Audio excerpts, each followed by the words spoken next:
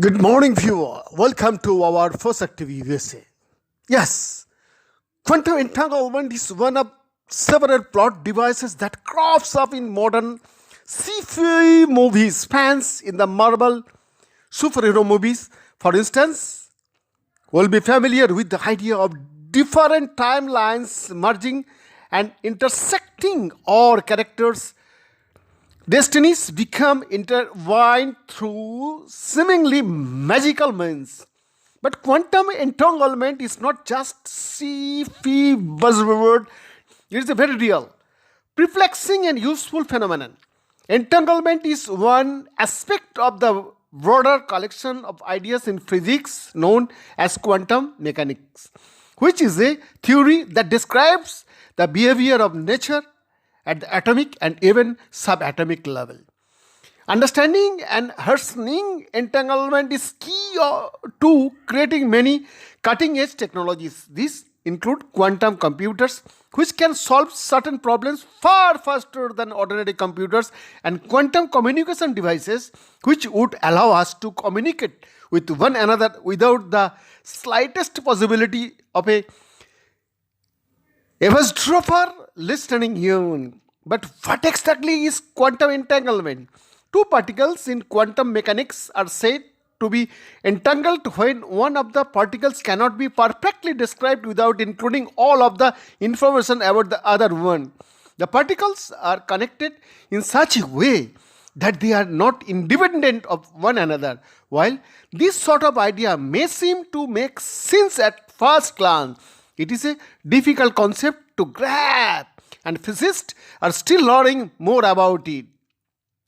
Suppose that I give you and your friend Thandi each a small opaque black box. Each box contains an ordinary six-sided die. You are both told to lightly shake your box to jumble the dice around. Then you part ways.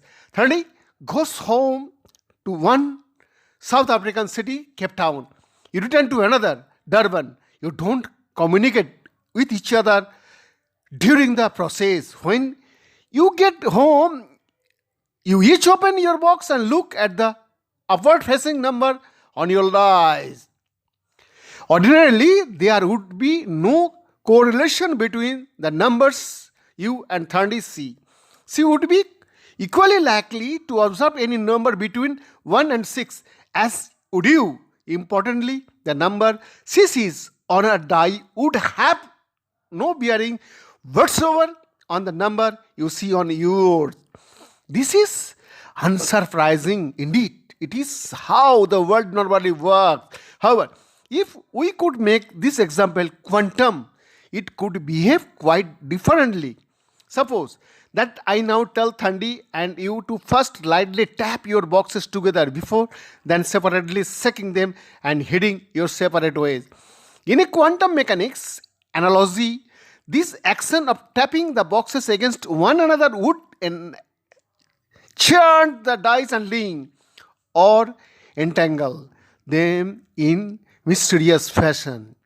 Once you each arrive home, open your boxes and look at the numbers. Your number and Thandi's are guaranteed to be perfectly correlated. If you see a 4 in Durban, you know that Thandi in Cape Town is guaranteed to measure a 4 on a die too. If you happen to see a 6, so we'll see. In this analogy, the dice represent individual particles like atoms and particles of light called photons. And the magic act of tapping the boxes together physically is what entangles them, so that measuring one die gives us information about the another. As far as you know, there is no magical box tapping action to enchant a pair of dice or other object on our human microscopic scale. If there were, we would be able to experience quantum mechanics in our everyday life, and it would probably not be such a foreign, perplexing concept. For now, scientists have to be content with using things on the microscopic level, where it is much easier to observe quantum effects like changed atoms called ions or special superconducting devices called transform. This is the kind of work carried out in the university in the Light Laboratory in South Africa Institute of Ions or Transmons. However, researchers in the lab use particles of light called photon to better understand quantum mechanics and its implication. We are interested in using the quantum nature of light for a variety of purposes, from designing efficient communication systems which are completely unhackable by the malevolent the third party, to creating methods of imaging sensitive biological samples without damaging them. Studies like this often require us to start with specially created states of entangled photons, but it is now as simple as putting two dyes in separate boxes and tapping them together. The processes used to create entangled photons in a real laboratory and constrained by many experimental variables. These include the shape of laser beams used in experiments and the sizes of small crystals where the entangled photons are created. This can give subpar outputs or unidle states that require researchers to selectively throw away some measurement once an experiment is done. This is not an optimal situation. Photons are described and so energy is wasted. A group of researchers from the lab, myself among them, recently took a step towards solving the problem in a journal article.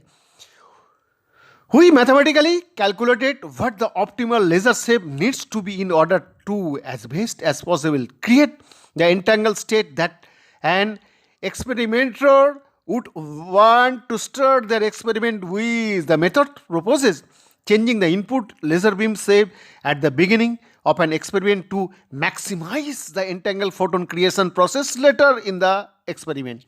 This will mean more photons available to perform your experiment the way you want to and fewer stray ones, improving the efficiency of the entanglement creation and manipulation process using techniques such as the one proposed will be important to optimize the efficiency of a number of other quantum technologies like quantum cryptography systems and the other technologies already mentioned. This is especially important as the fourth industrial revolution moves ahead globally and technologies with quantum mechanics at their course undoubtedly become more commonplace. Beyond this report for Shakti USA.